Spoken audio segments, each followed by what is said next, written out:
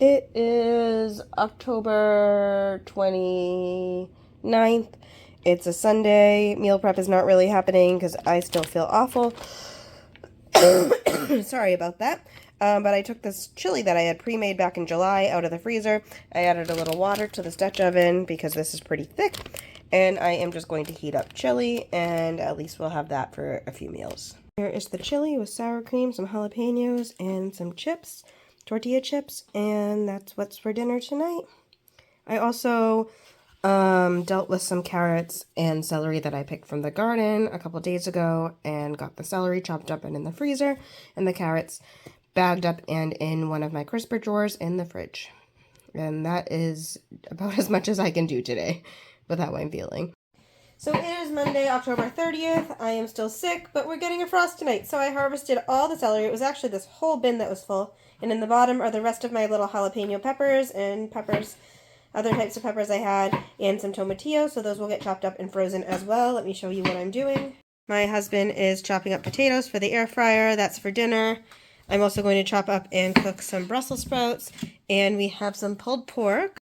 And we have some pulled pork that was previously cooked and frozen. We'll just heat this up in a pan with a little bit of oil, and we can add barbecue sauce if we want to. And after he's done with the potatoes, I'm going to chop up Brussels sprouts.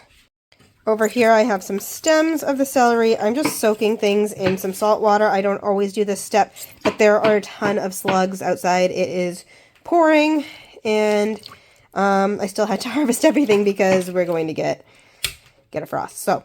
And this celery has kind of survived some mild frost, but this looks like the next couple days are just going to be consistently a low temperature, so that's what I have. Then all these leaves, I'm just really soaking well in salt water. I'll rinse them, and I'm just going to roughly chop them and freeze them in bags, and I'll use this for stock or for flavoring in soups and things like that. This is a lot of good flavor, so I don't want to throw it away. I could also dehydrate some, and I've done that in the past and made a seasoning. But my house is too full of stuff from construction to even think about dehydrating right now. So into the freezer they go. Here are the Brussels sprouts. Here's the pulled pork. Here are the potatoes. This is what I was able to process so far. Here are some celery leaves for things like stock. A small bag of tomatillos. And some celery. And I'm going to keep going after I eat. Here is Monday night dinner. Here are the rest of the little peppers from the garden. It's a whole mix of sweet and hot peppers, and I'm just going to chop them up and freeze them for use in kind of burrito bowls and taco meat and things like that. So I made it through all the produce. Here's the little bit of tomatillos. I don't know if the other ones out there will make it to maturity or if the frost will kill them. Hot peppers. A big bag of celery. These are the greens from the celery. And this is a bag of scraps I have saved, and I just added some more greens from celery to it to make stock. And that's everything that will be going in the freezer. For dinner November 1st, we cooked up this little quarter of a ham. Here's my hand. You can see it's not very big. Perfect for us. I heated it up in the Instant Pot with a little bit of brown sugar and mustard and some water, and it looks delicious. And this is a broccoli mac and cheese that I made, a gluten-free broccoli mac and cheese that I made in one of my, sorry, still sick here, in one of my meal prep, freezer meal, things I did, and we just heated that up in the oven after it was thawed in the fridge for a few days. Hi, it's Kate from Grow Your Own Joy. It is November 4th, and it's a Saturday. And I do have a black eye. If you see that, I bent over to pick something up off the floor and hit my face on a stool. So that's what I look like now.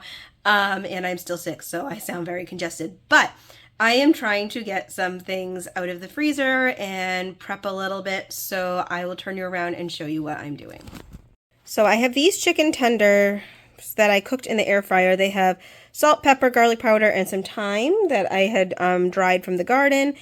And I'm going to do a second batch. I took out 2 packages. This is the chicken that I got on sale from Costco. It was like $6 off the 6 packages or whatever.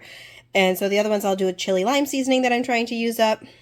And then we will have that with salads, or I can make up some sides or whatever. These are just reused bags that had shredded carrots in them. And there's like chicken bones and onion scraps and celery scraps and carrots and whatever else would be good for stock. And I have 2 bags that were taking up space in my freezer. So I'm going to get a pot of stock going because I am completely out in my freezer. I do think I have some stock in the deep freezer, but I need to get this out of my fridge first. So that's the plan, and I'll show you when it's all done. So I pulled some frozen sauce out of the freezer, and I just have it on low, heating up. It is an orange color because I used, what did I use? Yellow and red tomatoes. And then I will be adding just a jar of this Bertolli just to make it so that I have more. I took out this bag of hot Italian sausage and some ground beef. I'm going to make meatballs and sausage and put it in the sauce, and we'll have that with probably some broccoli and some pasta tonight for dinner. So there's still like a frozen chunk of sauce in the middle of this. I did add in that jar of store-bought tomato sauce. It looks a lot more red now, still not showing up very red on camera, but hopefully that will sweeten it up too because the sauce is a little acidic and grocery store sauce has a little bit of sugar in it. And then I went ahead and made up my meatball mixture. I will make the meatballs and drop them right into the sauce to cook in here. And also I'll drop these sausages in. These were from when the family packs were like $3 a package or something crazy, and then I broke them up and froze them. So I will show you how everything looks once it's all in the pot. Here is, hold on, let me get the spoon. Here is the sauce with the sausages and meatballs. I'm sorry, the lighting is so off. I have this lentil pasta in my pantry.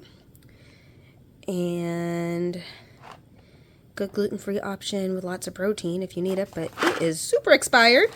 But it's pasta, and I think we'll be fine. I'll look at it with my eyes when I open the package. And then I had some frozen broccoli cooking up in here, and that's almost done. I forgot to show you. Here's the broth. It cooked in the Instant Pot for 2 hours and then natural released. And I'm just going to let it cool before putting it in containers for the freezer. Alright, here's the pasta, the broccoli, the sauce with the meatballs and sausage. I'll show you my bowl when it's plated up. Forgot to show you.